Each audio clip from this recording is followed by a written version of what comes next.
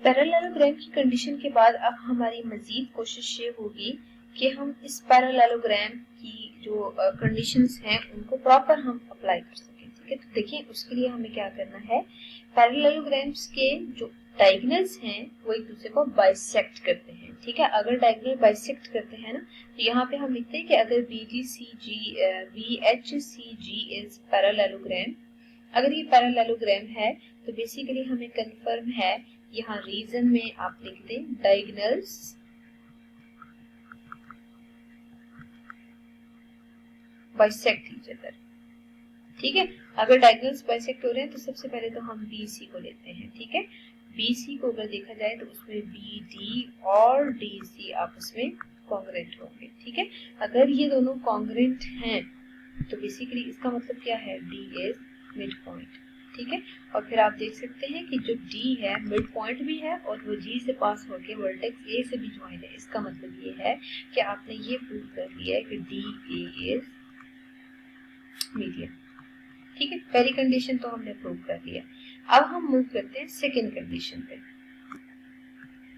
अब देखिए second condition में हमें बेसिकली क्या गिवन है कि हमें प्रूव करना है डायगोनल्स बाइसेक्ट ईच अदर, और वो जो G पॉइंट है ना, पॉइंट ऑफ कॉन्फ्रेंसी भी है और उसकी वजह से जो डिवीजन हो रही है वो 2:1 की फॉर्म में हो रही है। ठीक है, अब देखिए अगर आपके पास AD मीडियन प्रूव हो गया ना, तो AD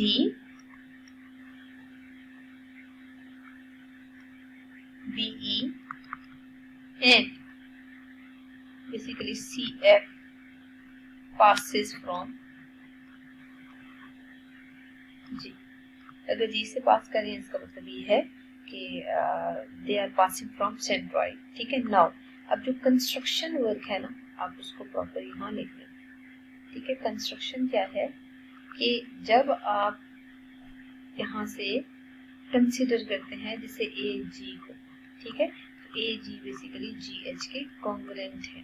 अगर ये कॉन्ग्रुएंट है ना, तो आप AG और GH में H को जरा एक्सक्लूड करने की कोशिश करें। ठीक है, तो यहाँ पे AG एज इट इज रहने दें, बट GH को जरा स्प्लिट करें GD प्लस DH की इक्वल। ठीक है, अगर ये कंडीशन होल्ड कर रही है ना, आप इसे करें कि हमें कंफर्म है H के पार्ट को एक्सक्लूड करना है, तो GH की जगह भी दोबारा से आप GD पुट करें। ठीक है, और यहाँ सामने लिख दें कि हियर हमें कंफर्म है कि GH जो है वो GD प्लस DH के इक्वल है। ठीक है, अब आप देखें कि अगर ये कंडीशन होल्ड करी है तो यहाँ से क्लियर है कि AG is basically 2 times of GD।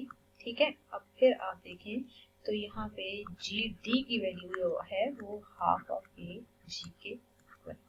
ठीक है, अगर ये हाफ ऑफ AG की इक्वल है तो बेसिकली आपने तो यहाँ पे प्रूव कर लिया फिलहाल कि GD is half of AG।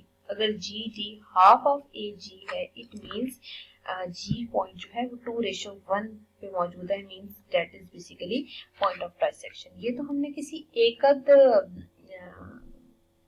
Side के लिए प्रूव किया है, एकद मीडियन के लिए प्रूव किया है, लेकिन ये है कि हमें यहाँ से आइडिया हो रहा है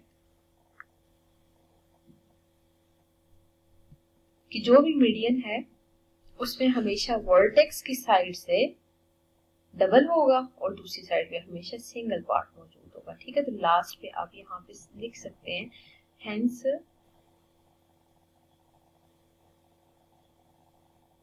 G is point of trisection of AD, CF and BE. Basically this was the statement about the theorem और यही चीज हमने प्रूव करनी थी। ठीक है, एक तो हमने बेसिकली ये प्रूव किया कि G point is centroid, and then हमने ये देखा कि वो जो सेंट्रॉइड है उसमें भी आपके पास पॉइंट ऑफ ट्राइसेक्शन आ रहा है जहां पे सारी की सारी लाइंस इंटरसेक्ट हो रही हैं। अब देखिए यहाँ से ना बेसिकली क्वेश्चंस जनरेट होते हैं। ठीक है, अगर फॉर एग्जांपल आपको एक ट्राइंगल ये मिल जाती है, ठीक है, और क्वेश्चन की स्टेटमेंट में बेसिकली आपको इससे रिलेटेड इंफॉर्मेशन भी गिवन हो, for example A B C, अगर 3 पॉइंट्स यहाँ पे आ रहे हैं ना, तो यहाँ पे हम ऐसे करते हैं, मिड पॉइंट्स को ना डी, ई और एफ कंसिडर कर लेते हैं, ठीक है। और डी, ई, एफ में जरा आप ज्वाइन करके देखें, जरा डी को ई से, सॉरी ए से, ठीक है, और ई को बी से ज्वाइन करें और सी को से ज्वाइन करें, तो ये सारे के सारे मीडियंस यहाँ से पास हो रहे हैं, ठीक है। अगर फॉर एग्जांपल मैं आपसे ये कहती हूँ कि ये जो पॉइंट ऑफ इंटरसेक्शन है उसको हमने ओ का नाम दिया, ओ, जी, सी कोई भी हो सकता है, ठीक है। अगर मैं आपसे कहती हूँ कि ओ ए की मेजरमेंट 9 सेंटीमीटर के इक्वल है, what will be the measurement of O D, ठीक है। अगर ये ट्राइंगल आपने ड्रॉ किया उसमें मीडियंस हैं, तो मीडियंस हमेशा पॉइंट ऑफ ट्राइसेक्शन पे इंटरसेक्ट करते हैं, ठीक है। इसका मतलब ये है कि अगर आपने ओ डी की लेंथ निकाली है, it will be very easy for us. आप क्या करेंगे, सबसे पहले यहाँ पे लिखेंगे as we know that 2 times of O A is equal to O D, ठीक है।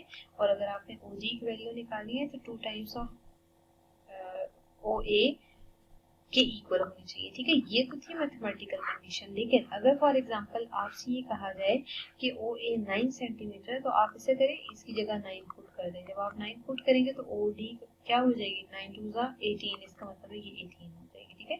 और दोनों लिहाज से देखें तो आंसर बैलेंस्ड है, इसका आंसर भी 18 आ रहा है और दूसरी वाली साइड का आंसर भी 18 आ रहा है। तो basically this was the application of theorem here. और जब भी हम कोई सिस्टमैटिक कैलकुलेशन करते हैं उसमें हमेशा अननोन की वैल्यू निकालने के लिए ये प्रोसीजर यूज कर रहे हो।